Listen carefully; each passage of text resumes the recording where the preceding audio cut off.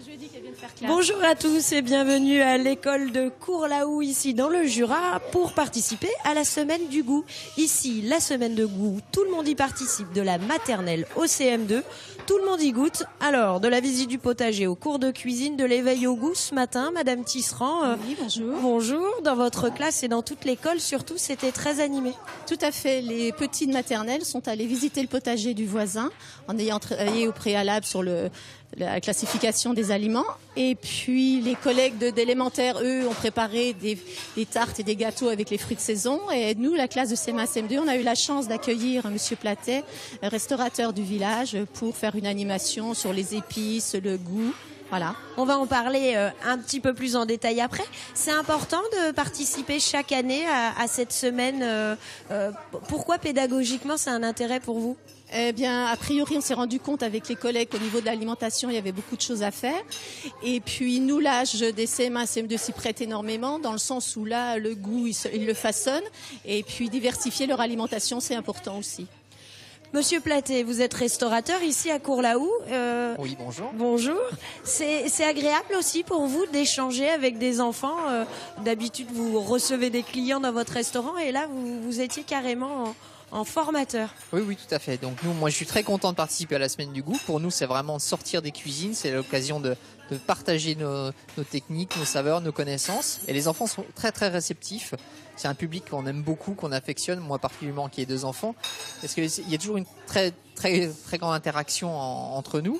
Donc, ils réagissent très rapidement. Ils aiment pas. Tout de suite, on percute sur autre chose. Donc, on a fait tout ce qui était les épices. Ah ouais, parce que là, voilà. ça sent très fort. Voilà, on est passé un petit nous. peu partout, par l'Afrique, par le Maroc, l'Inde, le Pérou. On a travaillé aussi sur les arômes. Donc, ce qui a permis aussi, les arômes, ils sont plus sensibles parce que c'est des parfums plus forts. Et leur montrer qu'avec des petites quantités, on peut vraiment exhauster le goût des saveurs. On a travaillé sur de la courge, du concombre, de la betterave, plein de choses. Je vais me tourner vers Hugo. Bonjour Hugo. Bonjour. Alors ce matin, vous avez goûté des choses assez originales. Qu'est-ce que tu as retenu ? Qu'est-ce qui t'a plu ou pas plu ? Le goût des épices, ça va. J'ai bien aimé. Il y a quelques épices que j'ai moins aimé. Lesquelles ?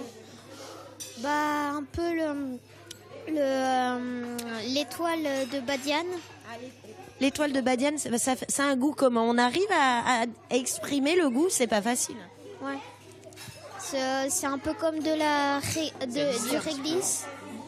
Et puis après, il y a des épices qui piquent. Par exemple, un peu le curry. Mais par contre, le piment, on n'a pas goûté. On n'a pas goûté le piment. Vous êtes sympa, monsieur Platet. On a évité, j'aurais fait juste sentir le piment d'Espelette ou les piments de Jamaïque, mais éviter le contact. Il y a certains qui s'y sont risqués, mais qui sont vite revenus. Quelles sont les réactions que ça suscite ? Parce qu'on a tendance à dire que les enfants aiment rien, qu'à cet âge-là, ils mangent que des pâtes et du riz. La première réaction de l'enfant, c'est de dire j'aime pas. Après, on leur demande de goûter et tout de suite, en fait, ils changent très vite d'avis et ils se rendent compte qu'il y a plein de choses à découvrir. Il y a plein de saveurs différentes. Le palais est en train de se former, comme disait Mme Tisserand. Donc, ils sont un peu plus réceptifs. Ils arrivent à faire des mélanges. Et on a marié ça avec des légumes, des choses qu'ils connaissaient, donc des références, et on les a un petit peu entrechoqués, quoi. Madame Tisserand, vous aviez travaillé en amont sur les épices. C'est pas juste aujourd'hui avec Monsieur Platet. C'est tout un travail en amont aussi autour des épices. Tout à fait. C'était une recherche qu'ils avaient tous à faire à la maison.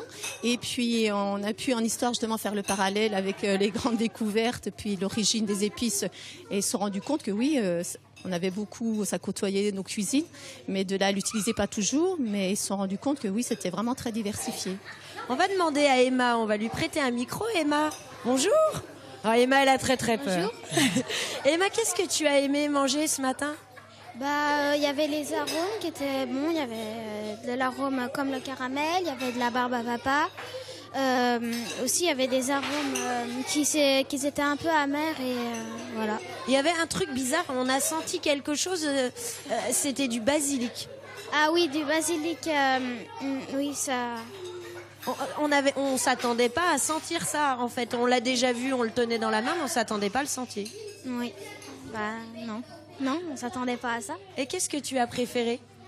J'ai préféré sentir les bonbons, les aromates, sentir les aromates, en caramel et comme ça. Hugo, on a goûté à une sorte de bonbon bizarre. Je vais en prendre un là devant moi. Est-ce que tu te rappelles ce que c'était ça? C'était comme une pomme d'amour, mais c'était de la tomate dans un, je sais plus quoi, Un écrin de sucre. de quoi? Un écrin de sucre. Un avec- écrin de sucre et avec un petit peu d'épices, enfin ou aromates, je sais plus. Oui, tout à fait. Du green masala, voilà. Alors, C'est du- très anisé en fait. Ça vient du Maroc et souvent on prend ça avec le thé. Voilà, et c'est justement la tomate qui va un petit peu aciduler le côté sucré du sucre. Voilà, et c'est un peu ce qu'on a appelé la cerise d'amour, quoi. Mélanger le sucré, le salé, Voilà. c'est important à cet âge-là? Ben, pour eux, c'est plus facile parce que l'épice, ça reste quand même assez puissant si on le dose mal. Et là, le fait qu'il y ait du sucre, ça les aide un petit peu. Donc, ils sont en confiance parce que le sucre, ils connaissent très bien. Donc, c'est très facile de leur faire manger sucré, mais plus difficile de le saler. Donc là, on arrive un petit peu à les amener sur notre terrain et plus tard, en grandissant, ils seront aptes à utiliser eux-mêmes des épices dans leur quotidien. Alors justement, pour terminer, Madame Tisserand, je suis étonnée, tous les enfants dans cette cantine, dans les classes, j'en ai pas vu rechigner un seul à manger des légumes. Ils ont mangé du caviar d'aubergine et tout. Ils aiment vraiment ça. Est-ce que c'est vraiment ce travail de fond depuis la maternelle? Tout à fait. En fait, on les sensibilise et puis les familles jouent le jeu aussi. Hein. On a la chance d'avoir une garderie dans les locaux et là aussi les menus sont vraiment diversifiés. Donc les enfants sont habitués à goûter et sont déjà habitués aussi à manger différents aliments. Voilà. Je vous remercie. Merci Merci à beaucoup. tous. On va vous laisser déjeuner.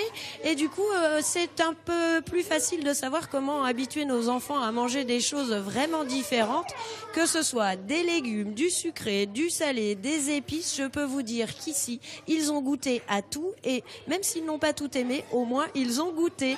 Bon appétit à vous, en tout cas. Nous, ça va être notre tour de manger, hein.